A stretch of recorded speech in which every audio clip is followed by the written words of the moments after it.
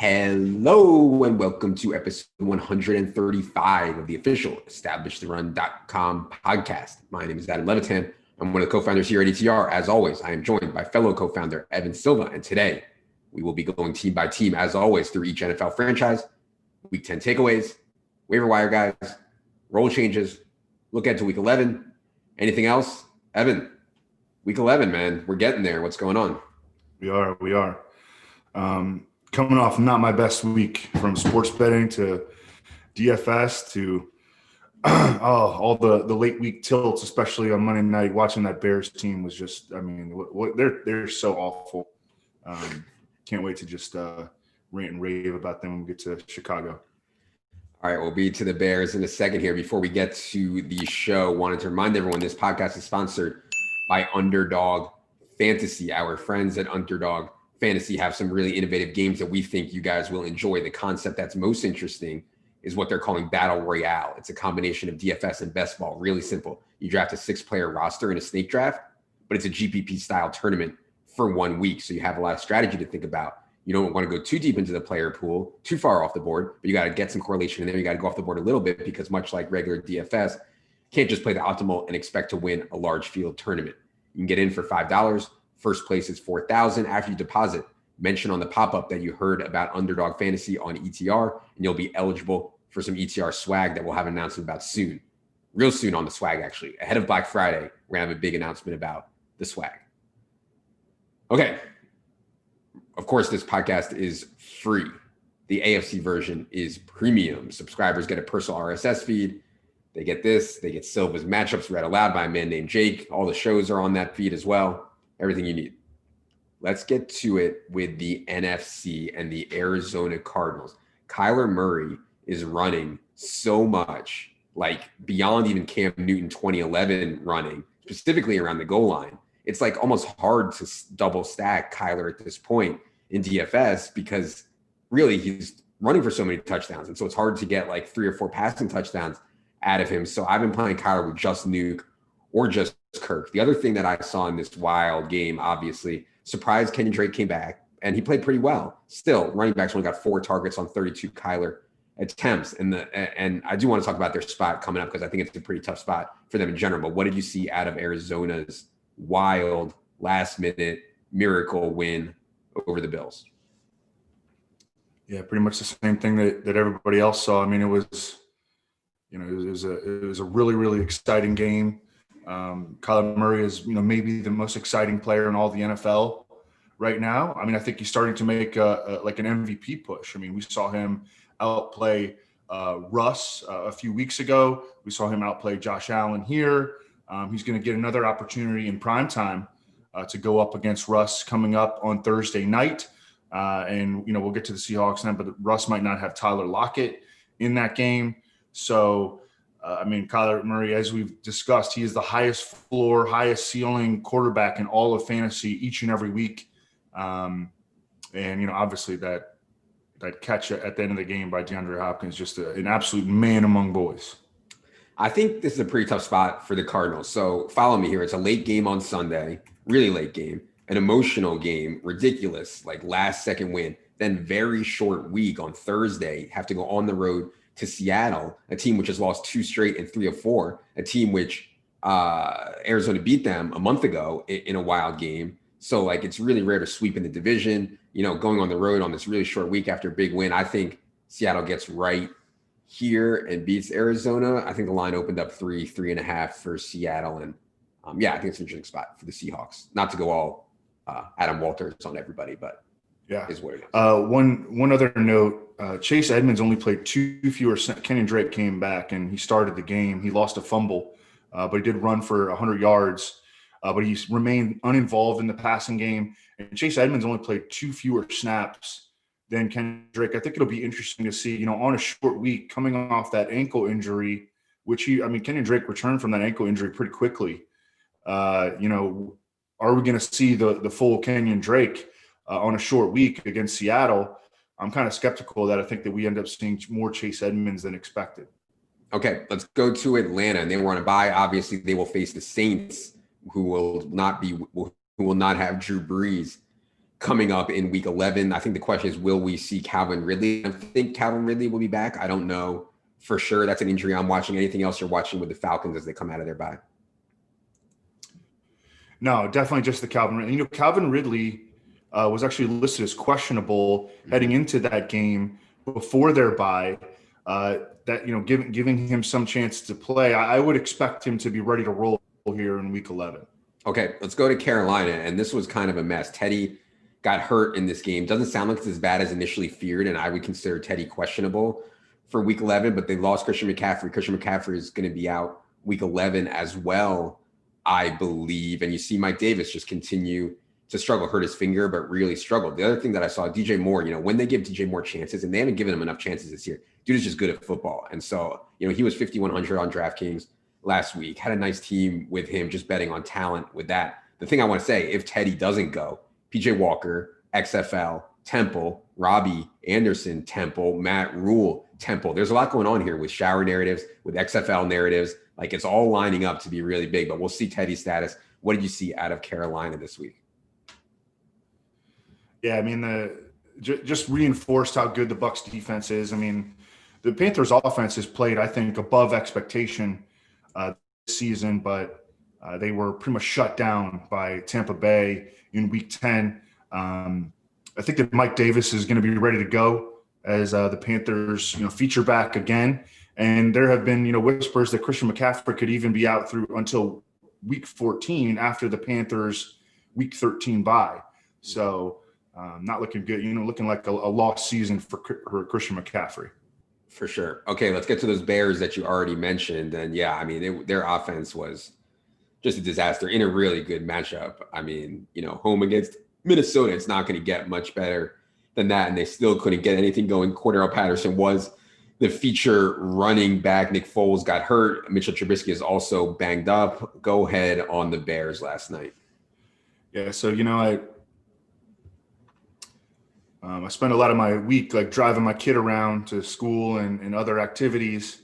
And, I'm a podcast listener, but inevitably you're going to run into Chicago radio. So on Chicago radio, whether it be the callers in or, the hosts of the show just have insisted that the biggest problem with the Bears was Matt Nagy. He's got to give up play calling duties. Right.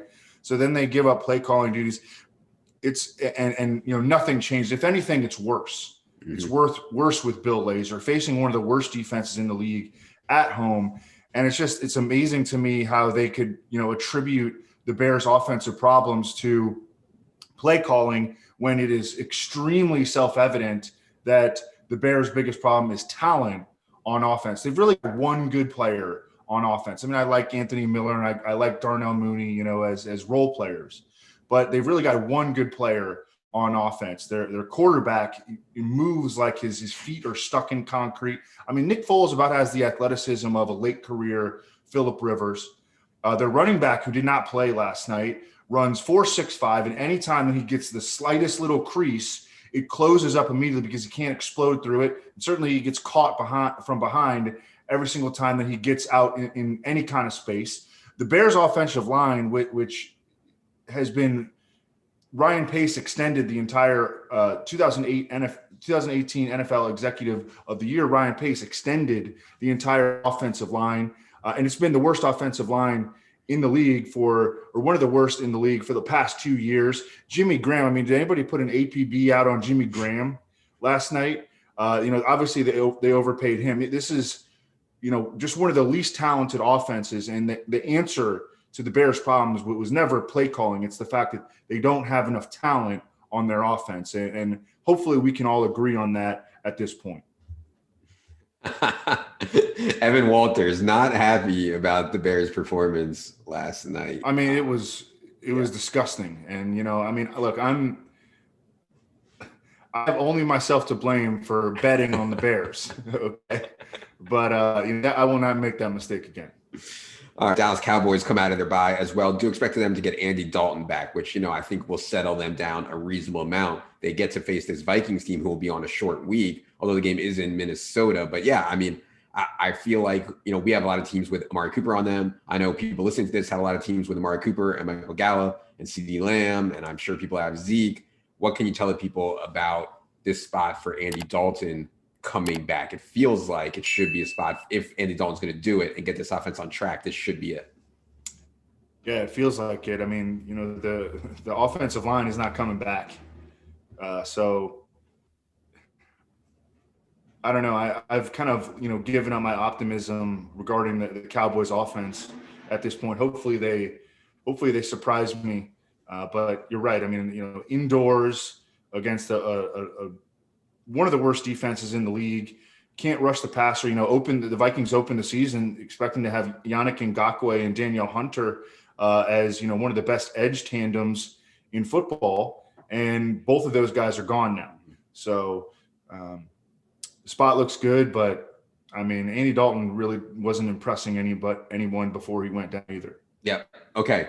Detroit Lions, and obviously one of the biggest fantasy stories of the week is they announced DeAndre Swift as a starter. And we talked about it on Sunday morning. We like Swift plenty anyways. We talked about it on Friday night with Dink. However, when these guys get announced, quote unquote, as a starter, it doesn't always mean a ton. In this case, it meant a lot. DeAndre Swift played 43 out of 59 snaps, handled 76% of the running back carries, 83% of the running back targets. Obviously, DeAndre Swift is the kind of running back that we like in fantasy. He plays with a competent quarterback, is excellent in the pass game, and handles goal line work. So it's exciting. I get why people are excited about DeAndre Swift. He gets Carolina and then Houston after this. So it sets up really well for DeAndre Swift. I think at any time, Matt Patricia could get Adrian Peterson back in there more, could get Kerryon Johnson in there more. If this usage sticks, though, on DeAndre Swift, there's no doubt, to me at least, he's a top 12 running back the rest of the way with this kind of usage. What do you think of Swift and anything else with the Lions? Yeah, hopefully they stick with this usage because, I mean, he was the Lions offense on Sunday. And, you mentioned it's Carolina and Houston coming up, two great matchups in a row. Then it's the Bears, but then it is Green Bay, one of the worst run defenses in football, and then Tennessee, who has also really struggled to stop the run and, just giving up lots of big yardage games to opposing RBs. So this schedule looks gorgeous for DeAndre Swift and really the Lions offense as a whole. Hopefully they can get back Kenny Golladay soon because that would give them another dimension on offense. Yeah, I don't know if you guys saw Kenny Galladay's Instagram, but he was in full thrust with a special lady friend that he had on Instagram. And so it looks like, to me at least, the hip is feeling better. So we'll see if he can get back. He can get back on the field. All right, Green Bay was not easy for Green Bay, but they did get past Jacksonville. And, I was a little frustrated. I think Aaron Jones was right on DraftKings. That's 7,100, but he only out-touched Jamal Williams 18-11. And the splits for Aaron Jones when Devontae Adams plays are certainly not the best. Aaron Jones has his huge games typically when Devontae Adams sits. So I guess maybe a little regret there. Still think it was right, but obviously Green Bay's offense did not hum as expected against Jacksonville. Devontae Adams still got there. Of course, what did you see out of Green Bay's game against the Jags? Yeah, MVS has now shown up in two games in a row. He's been one of the toughest guys to predict. I mean, he's been getting air yards all year long and doing very, very little with them until the past 2 weeks. And now Allen Lazard is coming back. Or at least I think he's expected to be back this week. What's that going to do to MVS? And then I think it also is going to erase Robert Tonyan more than Tonyan has been, erased even, just by the fact that Devontae Adams has come back. But yeah, I mean, look, Aaron Jones had 18 touches. Jamal Williams had 11. That's not an abnormal split, I don't think. I mean, maybe, we should expect more like 20-9 or something like that going forward. But I mean, I think that's the split. It's just that Aaron Jones didn't make any big plays, didn't score any touchdowns. I think he's on a 4-game streak now of 0 touchdowns. And he's been a guy who has really, just smashed in terms of his touchdown scoring over the past 2 seasons beyond this past month. For sure. Okay. The Los Angeles Rams haven't called it Josh Reynolds season. And now, people are kind of waking up to the fact that over the last 4 games, Josh Reynolds has actually had a really strong role. Last 4 games, Cooper Kupp, 10.5 targets per game, Reynolds 8, Woods 7.2. So, I mean, this Josh Reynolds thing, I don't think is going away. Obviously, this is one of the best possible matchups he'll find all year. They get the Bucs next, which is a difficult matchup. Andrew Whitworth got hurt in this game for the Rams, which I think is an offensive line injury worth noting. And the other thing I saw was Cam Akers, leading the team in carries, and it was still a 3-man committee, so it's not great, but at least he led the team in carries, at least worth noting there. What did you see out of the Rams win over the Seahawks? Yeah, this Andrew Whitworth situation is really worrisome, I think, for the entire offense. Andrew Whitworth did not have his best season last year, but he'd been playing at a high level so far this year. He ripped his MCL and he damaged his PCL, and he's expected to miss 6 to 8 weeks, which there's 7 weeks or 6 or 7 weeks left. Mm-hmm. So, and we know that Jared Goff is one of the most pressure sensitive quarterbacks in the league. They've got Tampa Bay coming up. I think it's a really big concern for the entire offense. Yeah, for sure. And certainly going from facing the Seahawks to facing the Bucs is one of the most stark differences you're going to find in terms of matchup difference. Minnesota in this Monday night game. I mean, Justin Jefferson is just, even in one of the hardest matchups you'll find against the Bears pass defense, Justin Jefferson just ripping through the defense, now up to 3.23 yards per route run, best in the NFL. Michael Thomas led the entire NFL last year at 2.88 yards per route run. Other thing I noticed, though, with no Irv Smith out there, Kyle Rudolph had a bit of an expanded role. It is a short week, but get the Cowboys next. And so these Dalvin Cook 30-touch games against the Cowboys are going to look really, really good. Justin Jefferson's efficiency is going to look really, really good against the Cowboys. And so it's an interesting spot for the Vikings for sure. What do you see out of their win against Chicago? Yeah, Jefferson's up to like 400-yard games this year. Yeah, he's been absolutely fantastic. People in Philly are ready to kill Howie for taking Rieger over Jefferson. Oh, yeah. Just kill him. Yeah. Because they say it's not even hindsight. At the time, they said we should have taken Jefferson, Right. Whatever. Right. Yeah. I wish they would have too, because I had Jefferson and the Eagles in my mock draft. Kirk Cousins played really, really well, though. And this stupid primetime narrative, about his win-loss record in primetime, so stupid. He played for the freaking Redskins. Mm-hmm. He played for the Redskins. What do you think his record was going to be? Is bad. But he played really, really well in this game. And Dalvin Cook had like maybe one big play over the course of the game, but the workload was just outrageous. He got banged up sort of late in the game, but he came back. He's got Dallas coming up, one of the worst defenses in football. So I would expect him to get right back on track. He had 34 touches in this game. They are, completely unafraid to just feed him the rock. Yeah. Okay. Interesting situation going on in New Orleans. First of all, what is wrong with Michael Thomas? And I know this game kind of got really weird. They didn't throw the ball a ton. And Michael Thomas still, led the team in air yards, led the team in targets. But still, this is not the Michael Thomas catch rate we're used to seeing. Second of all, Drew Brees going down. We expect Jameis Winston to get the start against the Falcons this week coming up. How do you think the offense changes with Jameis under center, and what's the outlook for Michael Thomas going forward? I think that the question, we know about Jameis Winston. We know the way that he plays. He's had a lot of success against Atlanta, who they've got coming up on their schedule. Historically, he's played them so many times over the years, obviously having started for the Tampa Bay Buccaneers in that same division. With Michael Thomas, look, he can look good in practice. He can look good at times in the game, but if he's not 100%, coming off this high ankle sprain, it's the worst injury. We've talked about this ad nauseum.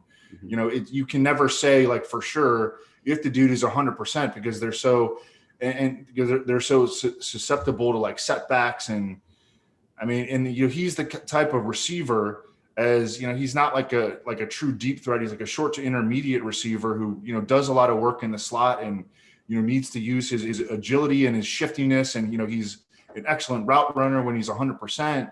And he's got he needs that ankle to be at 100%. So I don't know. It's one of the most frustrating injuries. We talked about it right when he suffered it was you sell him low because this could be an absolute disaster. You had the compensation injury with the hamstring.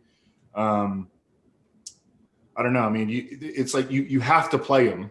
You know, he's playing against Atlanta, Yeah. but you can't be surprised if he doesn't have a big game because we don't know what his true health status is. Yeah. One thing about catch rate with Michael Thomas, I mean, had like setting all-time records in catch rate. He's not going to do that with Jameis Winston. The hope is that with Jameis Winston, he sees targets further down the field than he would have with Drew Brees. I don't know if that's going to come to fruition or not, and maybe the ankle prevents him from that. But either way, I mean, this is like the best possible spot. You can look at our DVP stuff. I mean, Atlanta against the pass is the worst in almost every category. So yeah, really interesting game. And I hope, because I mean, Jameis is obviously in play for DFS. I hope that we don't get a lot of Taysom at quarterback. By the way, Taysom is tight end eligible on FanDuel this weekend. I believe he's 4,500. So that's an interesting question too. If you think Taysom's going to play some quarterback, you can fill the tight end spot for just 4,500 and get some Taysom snaps. We'll talk more about that on Friday. New York Giants get a win against the Eagles. I don't have a lot to say here about the Giants other than Daniel Jones rushing. And like you see it again, 34-yard touchdown run. He's on pace to run for 614 yards this season. And so it raises his floor and his ceiling just a little bit. But obviously with Jason Garrett, with no Saquon, you know, it's just not a situation where I'm willing to take the L on Daniel Jones at this point. But anyways, they're going on bye. Then they face the Bengals. Anything on the Giants? No, pretty much same as you. Going on the bye, you know, get all their dudes healthy. Evan Ingram went back into missing persons this past week. I don't know. I want to hear you talk about what's going on in Philly. Okay, let's get to Philly. What's going on in Philly is it went from we should have kept Nick Foles and traded Carson Wentz to we need Jalen Hurts under center right now, and everybody's seen enough of Carson. I mean, it's obviously bad, and like they got all their guys back healthy pretty much, and still laid an egg against the Giants. And I don't want to blame it all on Carson, but he's not been good ever since he tore his what was that, like the Rams game like 3 years ago? He tore his ACL. It just hasn't been the same for Carson ever since then, and I don't know if that's it or what, but it's just not going well. I will say for Miles Sanders' sake, Miles Sanders came back and I thought looked good and had a really good role. It's really, really unlucky that Corey Clement got one touch and scored a touchdown on it. Boston Scott got 4 touches and scored a touchdown on it. Then I played Goddard, and, you know, Goddard's usage was really strong. He left for a few plays, but he still played over 90% of the snaps. 19 of those snaps were slot or wide, 16% target share. If Carson would have played better, I mean, Goddard, I think, would have had a really nice game. So it's just tilting. I mean, I had Miles, I had Goddard. It was not the greatest situation for the Eagles in this spot. I don't know. Do you think Carson is like broken? I mean, what do you think's going on? Well, one thing that I noticed in this game is that, and you know, Wentz had been playing like a lot of YOLO ball up until this point. Coming out of the bye, it seemed like they emphasized like wanting to keep him in the pocket and not roll him out. Maybe that was detrimental to their offense. He is a really good runner, and he also can make, you know, big time throws on the run. Mm-hmm. So I don't know, taking him, you know, trying to box him into being, you know, strictly a pocket quarterback. I don't know if that's playing to his strengths. Yeah, I mean, this has been like a 500 or sub 500 team really since their Super Bowl win. Mm-hmm. They lost a bunch of, you know, good coaches, most notably Frank Reich.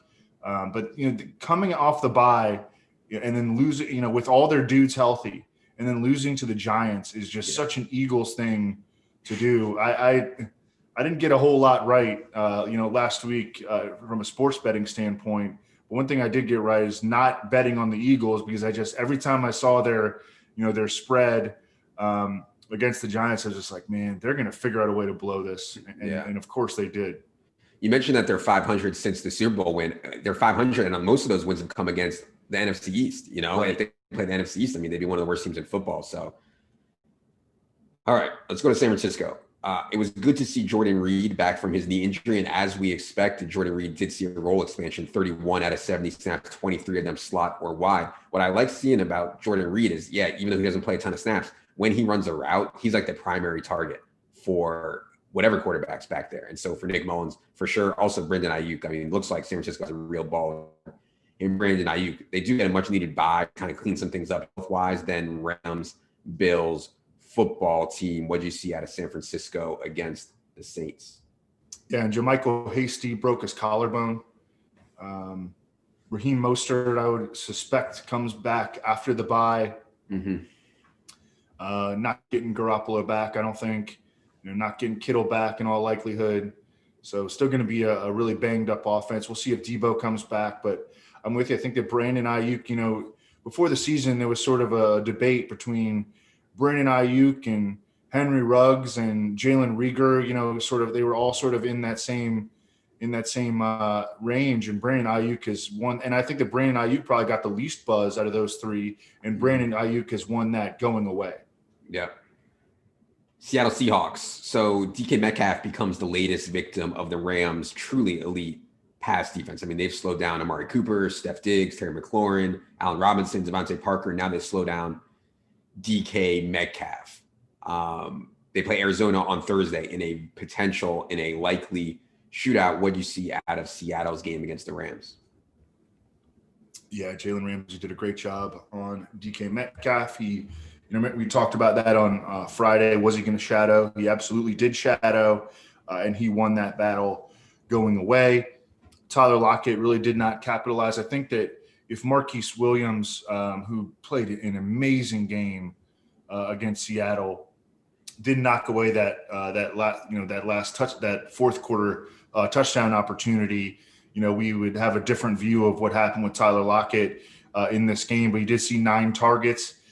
I think that on that play, he kind of fell out of the back of the end zone, and I think that he hurt his knee on that play, and he was DNP, or the Seahawks didn't have a practice on Monday, but they have to give out an injury report, like a would-be injury report, and he was listed as DNP. Mm-hmm. So that's not a good way to start off the week. I think that injury happened on that very play, and we'll have to see if he's available against the Rams. I mean, are we looking at Freddie Swain in 3 receiver sets with David Moore and DK Metcalf? That's something I guess we'll have to figure out.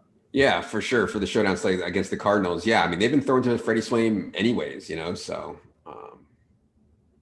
interesting game on Thursday for sure for showdown. And we've gotten so many bad showdown slates lately, like Vikings, Bears, and other crappy games. This is an awesome game for showdown on Thursday. I'm sure there'll be a lot of action. By the way, Russ has been atrocious, man. Yeah. I mean, he was terrible in this game. Yeah. The Rams did a good job defensively, but Russ, he's definitely not the MVP favorite anymore. He's turned the ball over 7 times over the past 2 weeks. Yep. Okay, Tampa Bay Bucks. So Ronald Jones loses a fumble on the first drive of this game, and everybody's like, oh, well, that's it. It's Uncle Lenny time. Uncle Lenny's going to play the rest of the game. Because that's what happened last time. I think it was against the Giants. Ronald Jones fumbled, and then he got benched for the rest of the game. This time, Bruce Arians decides to stick with Ronald Jones. He says, hey, you're our dude. Ends up with 23 carries, breaks off a 98-yard touchdown run. It's just so crazy. Bruce Arians is just randomizing when he's benching guys for fumbles. Antonio Brown, Tom Brady loves this dude. There's another report out now that Antonio Brown, did something at his homeowners association, he's being a bad neighbor. I don't even know what's going on, but I don't know, man. Tom Brady, regardless of what Antonio Brown does off the field, Tom Brady loves this dude. So it's just ridiculous. They play the Rams on Monday Night Football this week. What'd you see out of the Bucks? Somebody had a tweet today, for all the horrible things that Antonio Brown has done, wouldn't it be something if the Karens in his HOA are the people that actually get him kicked out of the NFL for good? That's pretty good. No, I mean, the Bucks beat up on a poor defense, but that's what you're supposed to do. Godwin had a good game. Evans had a good game. AB had a good game. Gronkowski got in the end zone. Yeah. Brady we talked about some of the older quarterbacks that maybe had a chance at big games on the Friday show, and Tom Brady wound up being that guy. Yeah, for sure.